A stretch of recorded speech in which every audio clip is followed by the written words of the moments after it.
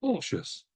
So again, this is one of our alternative emotion words that you might like to use instead of using anxious and nervous. So if you're being cautious, if you're feeling cautious and being cautious while driving, then that might mean that you're simply being careful to avoid problems or possible dangers.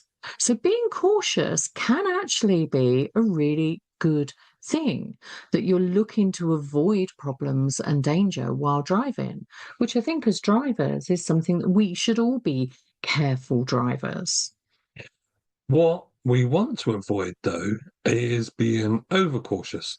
And I think there's a line between being cautious, which is good, but you can slip under the line and go into being overcautious.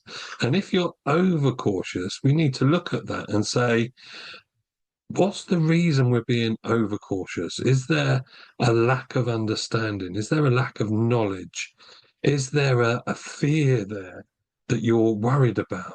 So, what is causing that over cautiousness? Yeah. So doing a bit of work there, finding out what's missing. Is it skills? Is it knowledge and understanding? Is it practice? So, what is it that you need to know or experience in order to move from being overcautious to just being a cautious, careful driver, avoiding problems? And an example of this may well be that you're approaching a junction to turn left. So you're emerging out of a junction at a T junction, and there's traffic. And a cautious driver would slow down on approach, and they're being very cautious. They're looking for the traffic, they're looking for potential gaps. They have the knowledge that the size of the gap, it has to be this, the speed of the traffic is affecting that gap. But what they do is they look for the gap as soon as possible. So when the gap appears, they've been cautious, they've been safe, and now they're ready to go.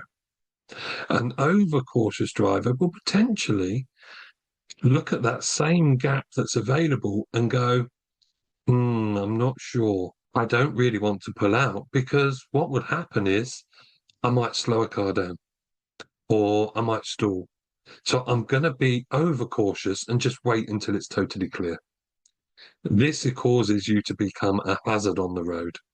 So, what do you need to know to help with those decision making processes?